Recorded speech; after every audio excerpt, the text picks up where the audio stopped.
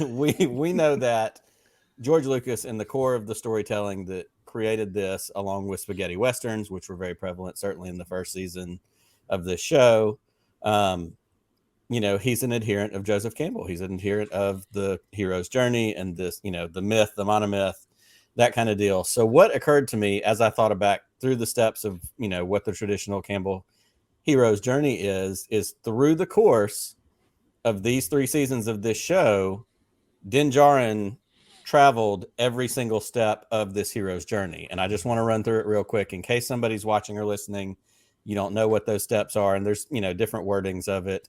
It follows the same kind of path that Campbell taught, as a professor. But the first step right off the bat, and it's 3 subcategories. The first subcategory is departure. The first step in departure is ordinary world. The character, the hero, in this case, Djarin, is living his ordinary life. He's a bounty hunter.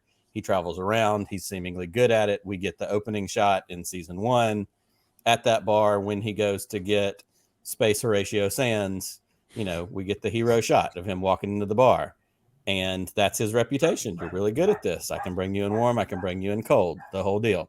So that's his ordinary world. That's where he lives. That's what he does. Step 2 in that category of departure is the call to adventure, or the call of adventure. What we get early on in the show is he's got a new bounty, but this one doesn't have a puck. This one doesn't have a whatever, just has a chain code. We get the big, reveal at the end of the episode. It's a baby Yoda. What the hell? That call to adventure is him going out on this new big job, turning him in, getting the money, doing what it is that he does as a part of that ordinary life. Step 3, it's the refusal of the call. He turns the baby in. He has a moment, though, where he hesitates, and we see it, and they do such a good job imagery-wise, the ball that Grogu keeps unscrewing from inside the Razor Crest and playing with it. He gets back in the ship. We have that shot of him checking it out, reminding him, oh, hey, I need to go. This wasn't right. I shouldn't do it. So he refuses the call. He challenges against the thing that he accepted, the initial mission he takes on. Step 4, under departure, meeting the mentor. We have 2 key parts of this. We have Quill, who was a huge mentor for him, taught him things, spoke to him in a way that other people didn't speak to him, based on his past, based on where, he's going, that kind of thing. And then we have the armor, and the armor is that mysterious figure, but is a mentor. It's somebody that holds a place of honor. He goes to her immediately. He gets the Beskar. Hey, here's the deal. There's a deference there to, this is the person I'm supposed to lean into teaching me things. This is the way. That's where we pick up the creed. So we have that. And again, these are under that first of the 3 categories, departure. Step 5, crossing the first threshold. This is when he goes back. He's changed. He has the hesitation. He refuses the call in the ship. He decides, I've got to go back and rescue this kid. I can't do this thing. So then when he crosses that first threshold, that's when the character has changed. That's when their journey is taking a turn. And he goes back into those buildings to fight those remnant stormtroopers. He goes back in there to rescue this kid. We get the heroic battle in the streets with the Mandos that show up from the covert, show themselves. Who turned them in during that scene, Pete? I don't remember who kind of betrayed him. And you're muted, but that's okay, because you were going to say Grief Karga and Chris was going to lose his mind. But that's not important. Joseph Campbell didn't care that Grief Karga actually is not a bad guy. I wish y'all could see. He might be. He is. Nope. He might be.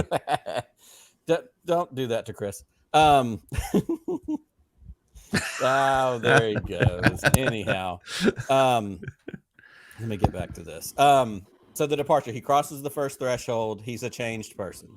He's heading in a new direction. He goes back to rescue the kid because he's had a change of heart.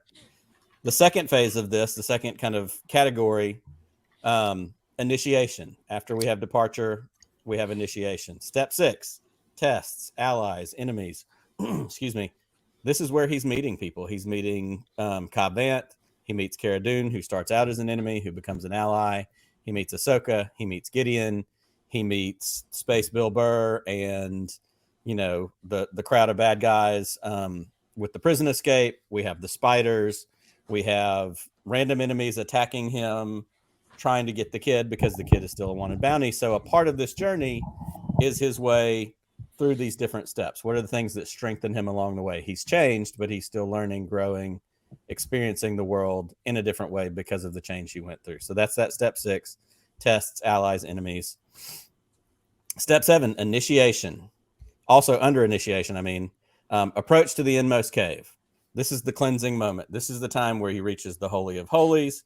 This is the part where he goes, and for us, it's in this season. He ends up, he seeks the waters in Mandalore. In the Book of Boba Fett episode, when the armorer tells him, you're no longer clean, you have to go be redeemed. So he's made this approach to do this thing. He needs to be changed. He needs to be absolved of his sins, of his problems, of his issues. This is kind of the core part of his transition. That was step 7, approach to the inmost cave. Step 8, the ordeal. You're going to come through that change, but you still got to deal with stuff. You still got to deal with mess. So we have a couple of different phases of this ordeal. Of course, in the earlier season, we have Grogu getting captured and Mando rescuing him. On the other side of that coin, as we get in this finale, we get Din getting captured and Grogu being a part of the rescue and rescuing him in his walking Krang from Ninja Turtles IG-11 suit. And IG-12, I'm sorry. But that's a part of the ordeal. That's a part of that thing that shapes and tests and certainly strengthens Din, the hero himself. But in this case, he's got a sidekick. He's got his buddy that's along with him. Step 9, the reward. He's come through the ordeal and we have the reward. We have a reunited Mandalore, which was something big that, they were all headed towards, that he was a part of because this culture means so much to him. But he also chooses to adopt his ward. He chooses to adopt Grogu and bring him in. And there's no hesitation. There's no, point for him to go, maybe I shouldn't. I'm a bounty hunter. He's like, no, this is my kid. Like somebody said, it's kind of like people have been referring to him as your kid all along. He's making it official. That's something that's a reward for him. Right. And so we come through that. Step 10, we get into the third of our categories. Step 10 under the category return is the road back. You've gone through this journey. You've been changed. You've done all those things. Now you're returning to where you came from. What we get to see in this, the road back takes them through a Delphi base. He meets up with another ally, Carson Teva, and he meets with him. They talk about, hey, look, you're going to need me. I'm going to need you. Let's work together. We're laying the groundwork for a future. And kind of similarly along that, you also get the reward. He gets the droid head that we're going to get to see in step 11, which is resurrection. And while it's not Din's resurrection, Din is connected to the resurrection of IG-11 because this series started out with him very intentionally skeptical of droids, didn't like droids, no droids, you can't fix my ship. But again, this is a changed character. Yep. This is someone who has had a change of heart and is also making resurrections and changing things to benefit others. He's helping his friend, Grief Karga, who he does respect, unlike Pete. And he is giving them the security that was also mentioned in the first episode of this season. You need a marshal. I can't do it. But there's a resurrection that is not only the physical representation or embodiment of IG-11, but the resurrection in his heart of his character and who he is as a person. And then the final step of this, as we kind of get through, this super condensed version of the Campbellian hero's journey, is the return with the elixir. This is the ultimate reward. He's returned to his quote unquote normal life, but he's changed. Something is different. And so what he has now is he has a home, he has a kid, he has a future that has been laid in the groundworks with the conversation with Teva on the base. And he's a new person heading on a new journey. And that journey cycle could start all over again because people continue to grow and evolve and change. But what it does is it literally takes us all the way through this series, hitting each of these steps along the way in order to return him to ordinary life, but a new version of ordinary life. And sometimes, when you need that elixir is that thing that relaxes you, calms you down, puts you in a better state of mind. This is probably the first time since the Sanctuary episode when we saw him flirt with the idea of what if I stayed here, hung out, put down roots. He's sitting on this porch with his feet kicked up. That's not a Djarin position that we have seen at any other point in the show. He's had the elixir. His soul is calm. He's at peace with his kid. He's not being chased. So he's a changed, completely different character. And then just to add a little button on that, and this isn't so much about Campbell as it is where I feel like the rest of this is going, we get this shot to end the episode. The famous iris wipe It zooms in, it pauses over Grogu for a minute. We see him, they're both in frame. That's important. And then it closes out. And of course, there are a bunch of people losing their mind because, well, the internet. Oh, that's dumb. They don't do that. It looks like Looney Tunes. It looks like whatever. Well, let me tell you a secret, friends.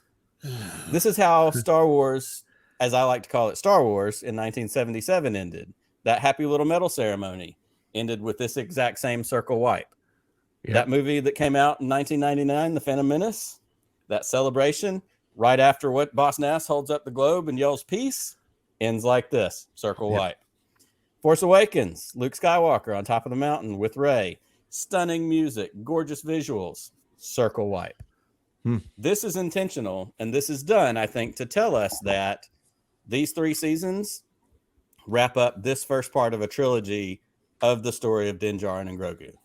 I think it's telling us, okay, this part of that journey is completed. That Campbellian thing, and so where that goes from now is they're heading out into a new adventure. We know there's a season 4 coming at some point. I agree. We don't have to have it right away. But the next phase of this TV show trilogy, this Mandoverse, because we know there's a movie coming, what if the middle part of this is Ahsoka, Skeleton Crew, maybe Mando season 4 down the road, and then the third part of this trilogy is the movie? We get with this character an entire arc of this thing that is central and core to George Lucas storytelling. And George Lucas didn't write this story, but Dave Filoni apprenticed directly under George Lucas and knows it better than anybody else does. And this is ingrained in the DNA of what Star Wars is. And it really made me happy to look at that, think about this, and just see how these pieces plug in. And I couldn't be more excited to go, wow, we got a complete story there, a complete journey, as you will.